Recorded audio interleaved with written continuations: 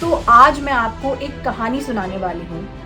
वो कहानी जो एक ऐसी लड़की की है जो बिल्कुल आपकी तरह यही सोच रही थी कि मैं एक फेलियर हूँ, मैं अपनी लाइफ में कुछ नहीं कर सकती और मेरा सबसे बड़ा सपना आज टूट चुका है। तो कैसे वो लड़की कुछ ही महीनों में अपने उस सपने तक पहुंची, उसने अपना वो गोल अचीव किया और आज आपके सामने आप सभी को मोटिवेट करने के लिए एक वीडियो बना रही है। Hi guys, this is Ishita Khurana and I'm a third professional MBBS student at Vardhaman Mahavir Medical College and Safdarjung Hospital, New Delhi. So बात कुछ है नीट 2018 की, जो मेरा पहला नीट का अटेम्प्ट था। और जब मैं वहाँ से वापस आई बहुत उदास थी, बहुत ही परेशान थी, क्योंकि मुझे अंदर ही अंदर एक तो इस बात का गिल्ट था कि शायद मैंने अपना बेस्ट नहीं दिया, और दूसरा मुझे कहीं ना कहीं ये पता चल गया था कि आज मेरा सिलेक्शन नहीं होने वाला है और पता नहीं अब क्या होगा, बट इस बार तो मेरा सिलेक्शन नहीं होगा। जब मैं वापस आई तो वही नंबर मार्क्स वार्क्स आए, अलग अलग जगह पे आंसर की रिलीज़ हुई और मैंने अपने मार्क्स कैलकुलेट करे और तब तक मुझे ये समझ आ गया था कि नहीं इशिता, इस बार नहीं होगा। तो वही बहुत रोई, उस दिन रोती रही, इनफैक्ट पूरी रात सिर्फ यही ध्यान में आया कि सब कुछ ख़त्म हो गया है। मैंने एक ही तो अपनी लाइफ में सोचा था कि ये मेरा सबसे बड़ा सपना है ज़िंदगी का कि मुझे एक डॉक्टर बनना है, और वही आज टूट गया है। और शायद ऐसा इसलिए भी हुआ था क्योंकि हमने कभी इतना बड़ा कुछ सोचा नहीं था, या फिर आप ऐसे कह लो कि हमारी लाइफ के लिए कोई इतना बड़ा डिसीजन नहीं था या इतना बड़ा कोई सपना ही नहीं था जो कभी टूट गया हो। क्योंकि हम जो चाहते हैं ज़िंदगी में वो कहीं ना कहीं हमें मिल ही जाता है, छोटी बहुत चीज़ें हमें मिल ही जाती हैं, पर इतनी बड़ी चीज़ जो आप चाह रहे हो और आपको ना मिले तो बहुत दिल तो टूटता ही है। I would agree with that. तो उसी तरह मेरा भी दिल टूटा, मैं बहुत रोई, मेरी मम्मी ने मुझे बहुत समझाया, पापा ने बहुत समझाया, रात भर रोती रही, 1-2 दिन हो गए, बहुत डिप्रेस्ड रही, उदास रही। मम्मी पापा कोशिश करते थे खुश करने की, पर नहीं, अंदर से वो जो दिल टूटता है ना, वो मैं फीलिंग तुम्हारी समझ रही हूँ। फिर हमने एक ट्रिप प्लान की हुई थी, नीट होने से पहले से ही हमने वो ट्रिप प्लान की थी कि नीट के बाद हम घूमने जाएंगे। तो मेरे पेरेंट्स ने ऑब्वियसली एज अ प्लान उन्होंने बोला कि नहीं, हम ट्रिप पे जा रहे हैं। और मुझे ऐसा लगने लगा कि अगर मैं ट्रिप पे जाऊंगी तो लोग क्या सोचेंगे कि इसका तो सिलेक्शन भी नहीं हुआ फिर भी घूम रही है, और वो क्या सोचेगा, और मैं खुद को कैसे जा पाऊंगी कहीं, जब मेरे को ऐसा लग रहा है कि इतना कुछ जिसके लिए मैंने इतना पढ़ाई की या नहीं भी की, या मैंने जो गलतियाँ की हैं वो कैसे सब सॉल्व होंगी, और बहुत कन्फ्यूज स्टेट थी।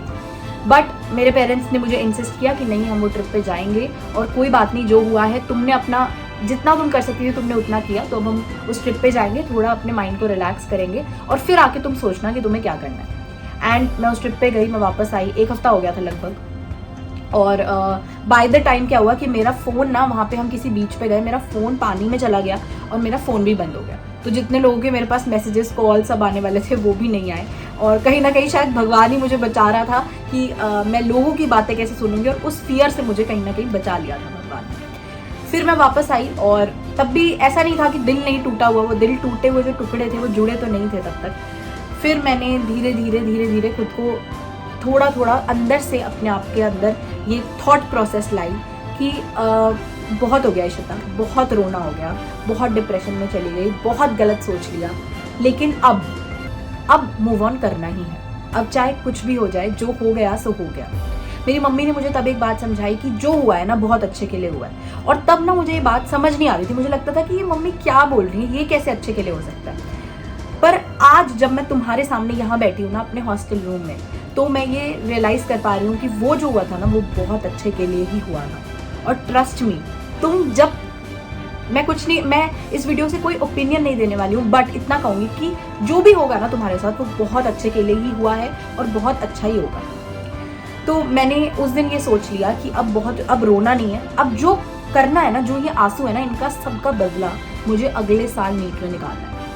और मैंने उस टाइम पे ये सोच लिया था, ट्रस्ट मी, मेरे ये वर्ड्स थे कि इस बार मैं सिलेक्शन ना सिर्फ सिलेक्शन के लिए नहीं लूँगी, मुझे इस बार अच्छी रैंक चाहिए और इतने अच्छे नंबर चाहिए कि कॉलेज मुझे नहीं, मैं कॉलेज को चूज करूँ। And now I feel so proud of my self, I feel so happy about my self, क्योंकि वो जो 1 साल की ड्रॉपर की जर्नी है ना, उसने जितना मुझे बदला है, जितने चेंजेस मेरी लाइफ में आए हैं और जितना मुझे और बेटर बनाया ना, उतना शायद मेरी पूरी लाइफ में कभी कोई चीज़ नहीं बना सकती। क्योंकि उस 1 साल ने मुझे इतना कुछ सिखाया है ना जो शायद मैं कभी सीख ही ना पाती। ट्रस्ट मी, अभी भी मैं तुम्हें ये बात कहूँगी कि जो भी है ना बहुत अच्छे के लिए। अभी तुम्हें मेरी बात नहीं समझ आ रही होगी, ग्रेजुअली तुम्हें समझ जरूर आएगी।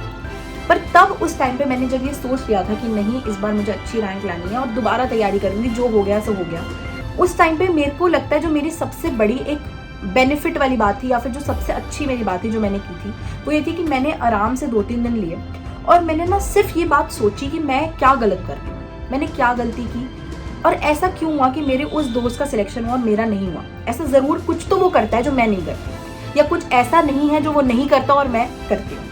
तो मैंने बस 2-3 दिन बैठ के सिर्फ ये बातें सोची कि किस पॉइंट ऑफ टाइम पे मुझे लगा कि मेरी तैयारी कम थी, कहाँ मेरे नंबर कम हुए हैं, मेरी क्या प्रॉब्लम है, क्या मैं क्या मैं ज़्यादा स्ट्रेस ले लेती हूँ, क्या मैं ज़्यादा एंग्जाइटी ले लेती हूँ, या फिर मैं बहुत बार रिविजन ही नहीं कर पा रही हूँ क्या, या फिर मैंने क्वेश्चन ज़्यादा प्रैक्टिस नहीं की, या फिर मैंने OMR ज़्यादा प्रैक्टिस नहीं की। मैंने सब कुछ बैठ के सोचा और एनालाइज किया, आराम से 2-3 दिन लिए, चिल मारा और ये बातें सोची कि कहाँ पे मुझे क्या इंप्रूव करना है। और आई थिंक वही एक रीज़न था जिसकी वजह से मैंने अपने मार्क्स को काफ़ी अच्छे तरीके से, एक काफ़ी अच्छे मार्जिन से इंप्रूव किया था। So my first score in 2018 was 463 with around 37,000 rank, और वहाँ से मैं लेकर गई थी 647 तक, और वहाँ से मैं लेकर गई थी 647 मार्क्स तक विद 1127 रैंक। तो मेरे लिए बहुत ही बड़ा एक डिफरेंस था जो मैं अपने अंदर क्रिएट किया था मैंने।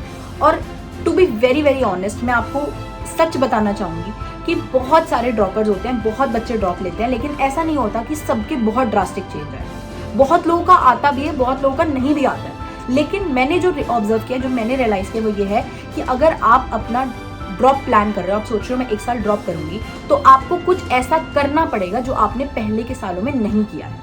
अगर आपको मार्क्स में चेंज चाहिए ना, तो आपको अपने अंदर भी चेंज चाहिए।